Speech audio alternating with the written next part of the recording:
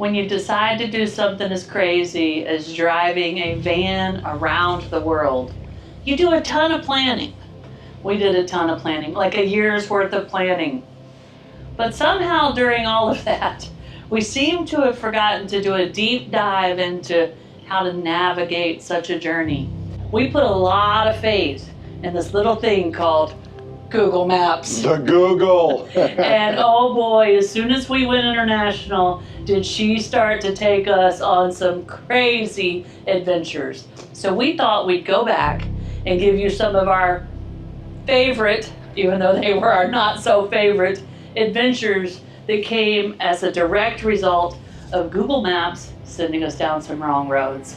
Yeah, and one thing you have to understand is we're in foreign countries, so a lot of things that are intuitive to you from driving around in your hometown or even your home state or your home country where all the rules and regulations and road signs are the same, it gives you a whole nother dynamic.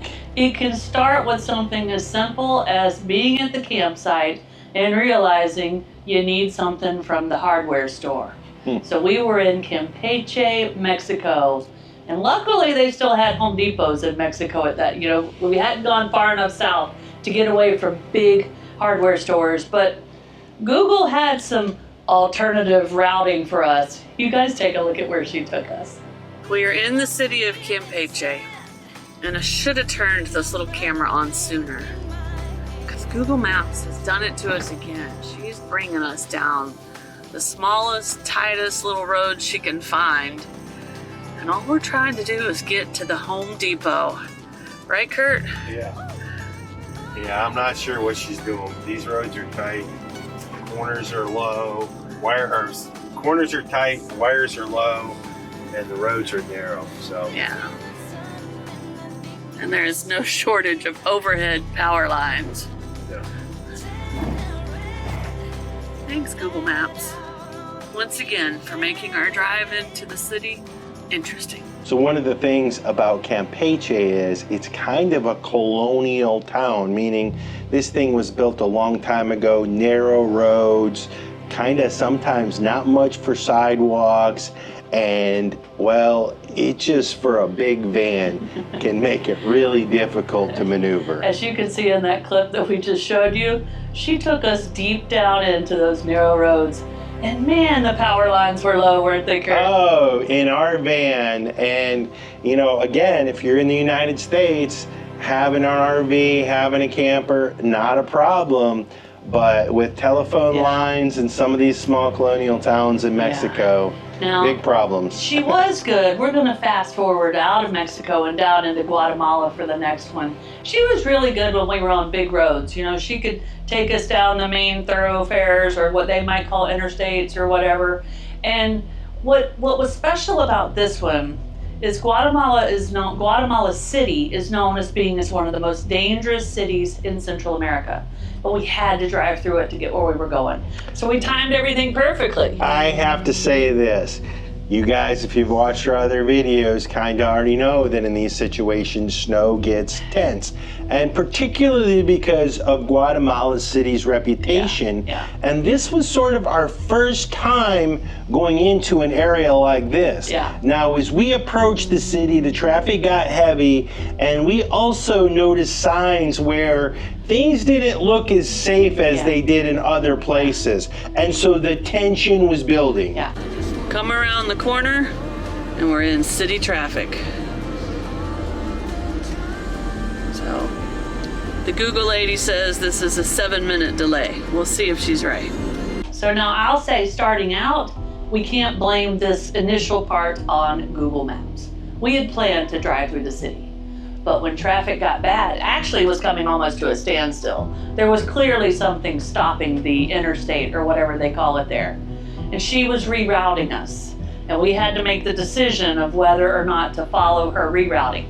So we were weighing out the options of being taken through a neighborhood that we know nothing about and have not researched and have been warned about, all of the little neighborhoods around Guatemala City, or getting stuck in traffic and getting caught in the dark in the middle of this dangerous city. So Curt took a last minute detour off of the interstate. Tell him what it did, because I had to close my eyes. Well, you know, to be honest with you, unfortunately, the detour wasn't quite as bad as we had, you know, thought in our worst scenarios, but it was stressful, it was tenuous, the nerves were tight, and we made it through okay. We did. It was the first time we witnessed seeing things like private citizens carrying shotguns and guarding their own places, and we were getting some looks and all, but I definitely overreacted. But in my defense, this was very early on in our journey, and I was learning how to adjust my fear levels based on the truth rather than what we had read in the news or our little bit of research. So Guatemala City was not near as scary as it felt like that day.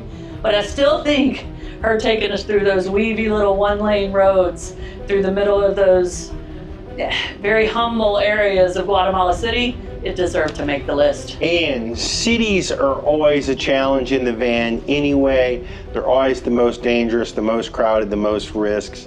So in general, we're not a fan of going into cities unless there's a big driver for that. But guess what? The Google really can mess up when you're in rural bits. Oh, Lord, and we were in the mountains of northern Nicaragua, and we were headed across to the coffee areas, which we absolutely love.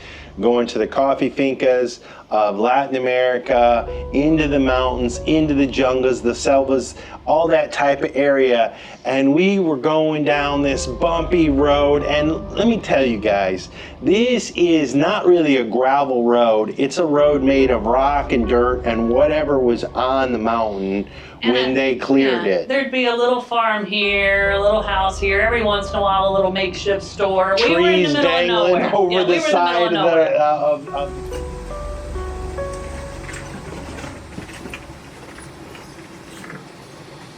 Continue for 4 kilometers. Air conditioner buster.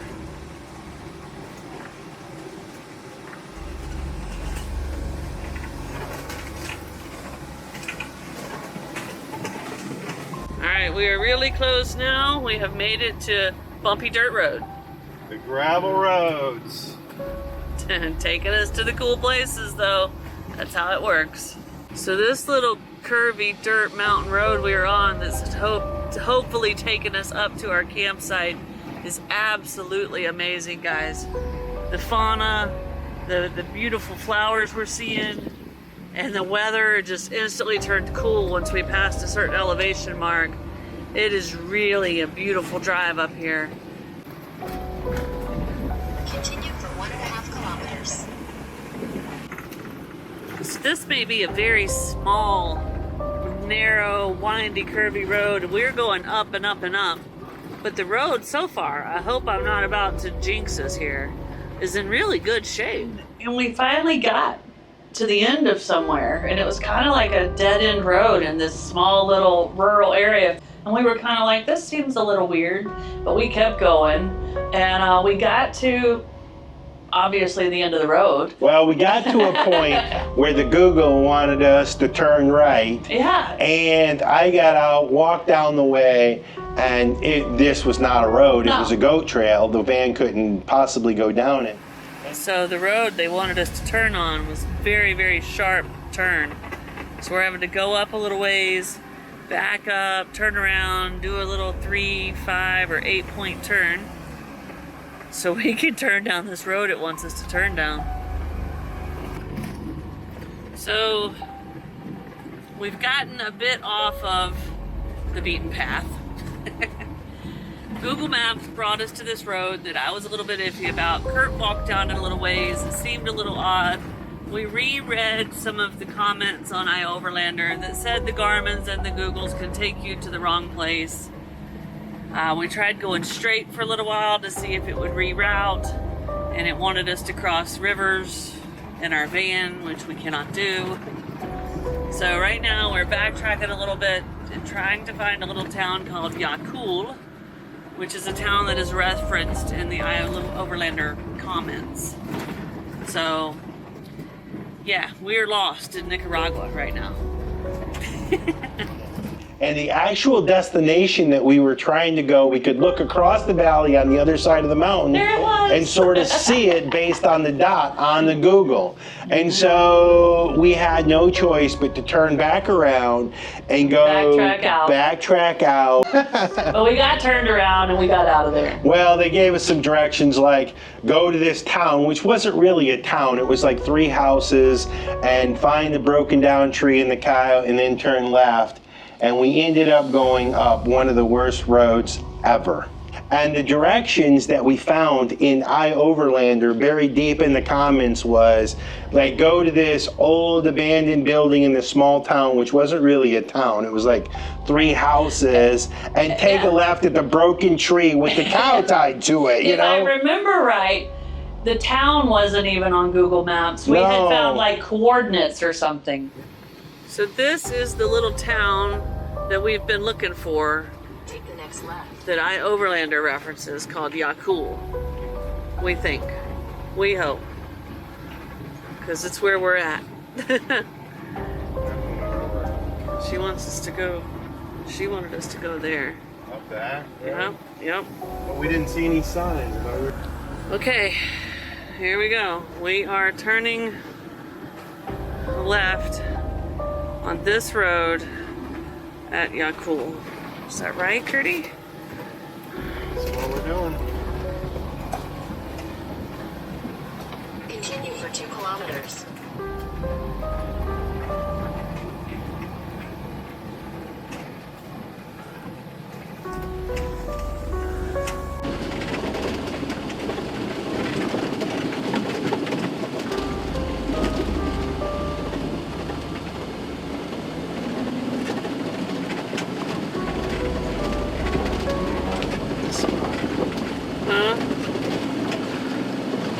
Didn't like that spot. This is where they said clearance was needed. Oh, shit. Oh, Curdy, we're gonna turn over. We're gonna turn over. Get up on the ridge, please. Oh. I don't like it at all.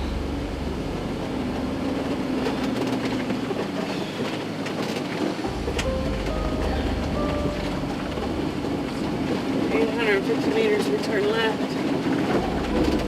That's the other town where we finally got to the other town. But it should only be 1 more kilometer from there. Yeah. She's not updating kilometers right now, I don't think.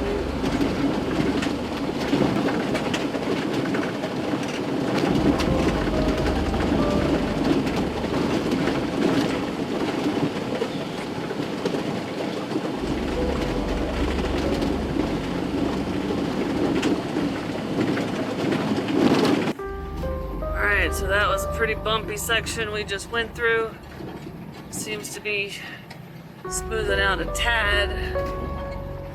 We'll have to see if this is the right way, guys. We still haven't seen any signs. We went to the town we were supposed to. We turned north. This is the road. It's the worst road we've been on so far, but we're following instructions. We'll see. Okay.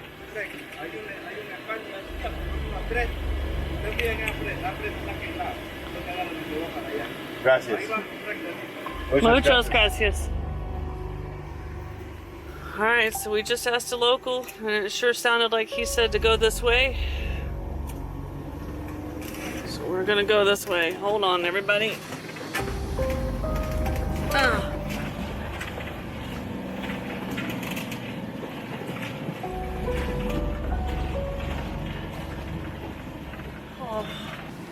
There it is. There's the sign. Snow was about to die on that road. That road was horrendous, but there it is. We are not lost. We're maybe gonna make it. Woo, I hope this place is worth it. And I hope I can find a sloth. Oh no, river crossing.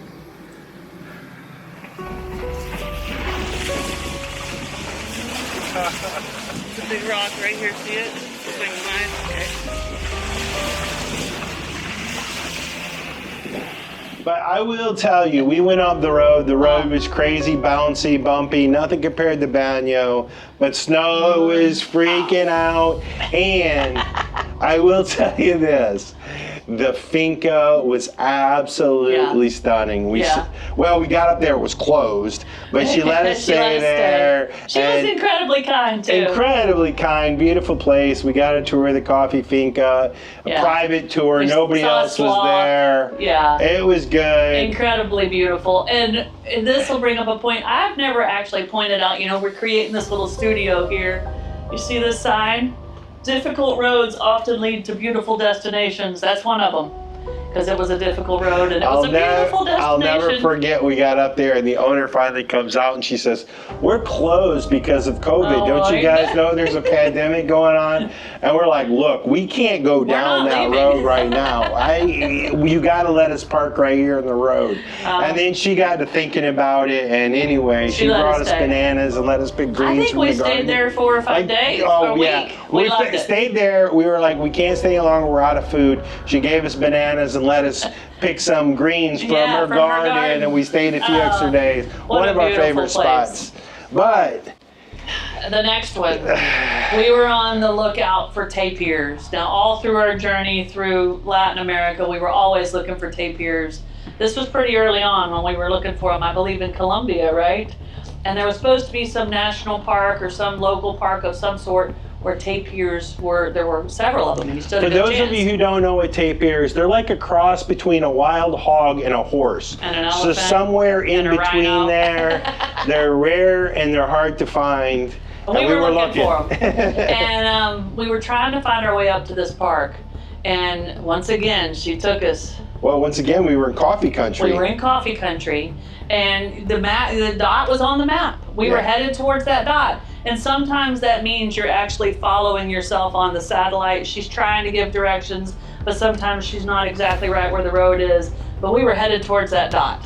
A lot of times you don't even know those roads exist. And then that dot led us to, we were in a small little town type thing, following a beautiful river, and then all of a sudden she wanted us to cross the river on a somewhat sketchy bridge. Yeah, it was a little bit of a sketchy bridge, but also kind of seemed like a bridge to nowhere. So as we get on this road, we're kind of, again, bouncing, tossy-turny, turning around, passing some strange-looking people on the road. And I'm sure they're thinking we're strange-looking people in this van. 100%. What are these guys doing here? But we get up to where the dot is that we're looking for, and it's nothing. And there's nothing there. And really, there was no way to turn around on this road, guys, so we had to keep going for a while. We kind of got to a little area where there was a group of houses, and again, they were like looking at us like, what the heck are these crazy people doing? One of our what has become legendary 20-point turns because our van's so long. We got turned around. We got out of there. We bottomed out on that road too. We scraped the bottom of the van. So the plan was, I get up early, get some driving in, snow finishes out, we get to our place nice and early. Everything's great. Time to relax, do a little editing, and prepare for our beautiful hike tomorrow. Nothing is going as planned. Well, I shouldn't say nothing, but it's been a nice drive.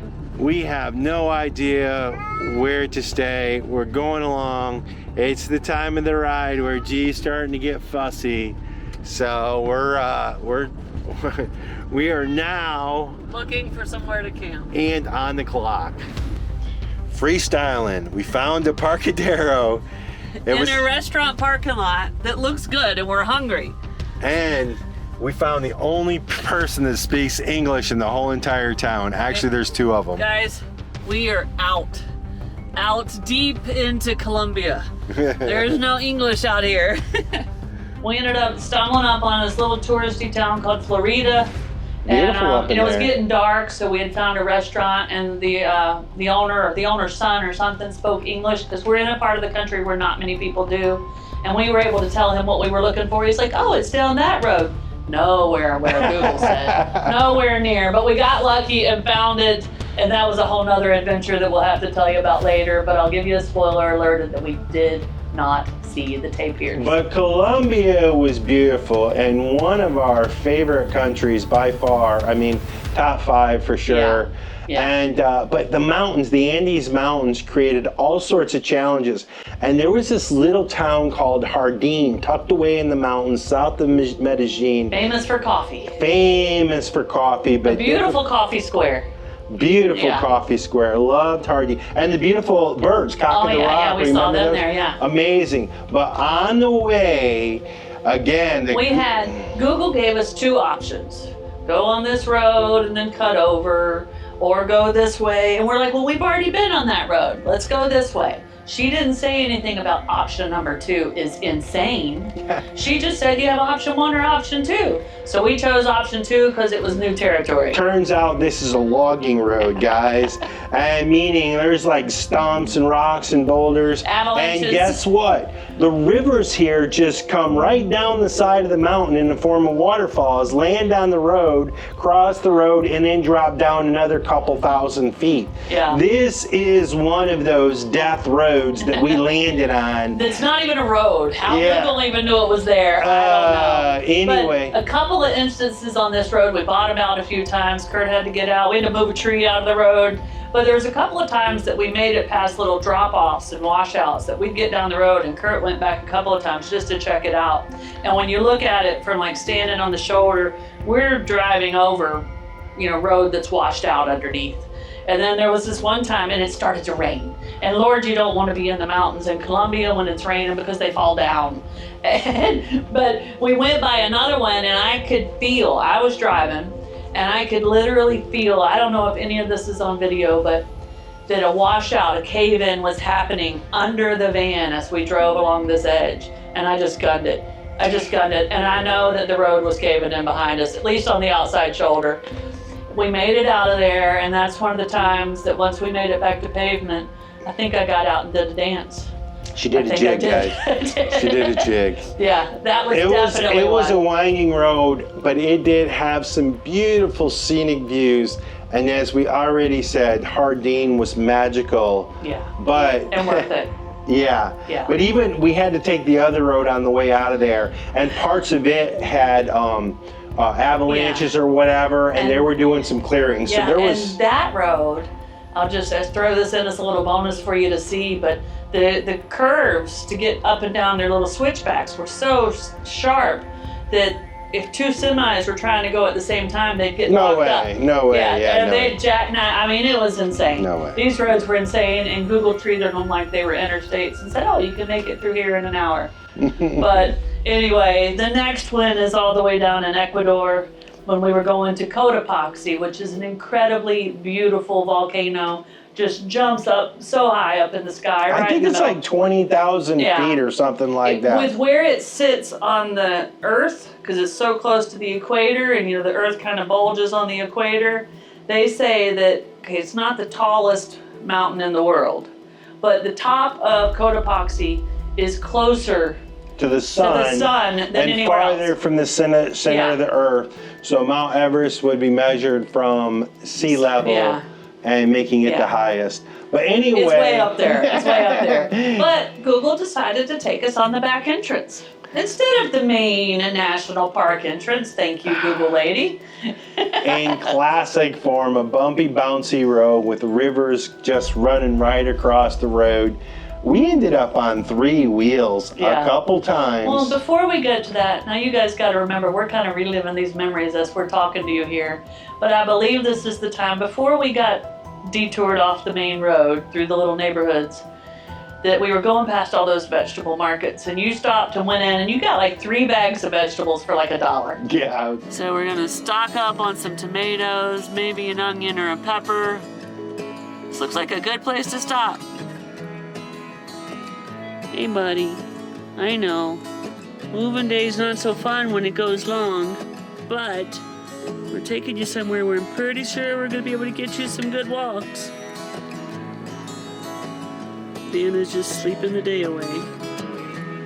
This one, he's ready to have some fun.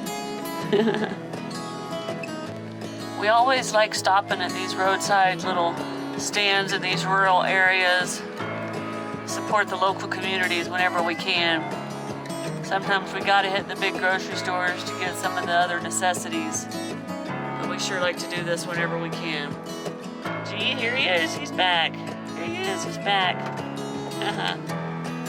All right. Get some goods? Yeah, we're gonna play a game. Okay. All right. 5 red onions. 6 jumbo tomatoes or large tomatoes. 2 nice poblano style peppers. 2 lemons. 2 carrots. 2 red peppers and 3 little peaches, which we gotta try. We haven't had these. How much for all this? What are you guys guessing?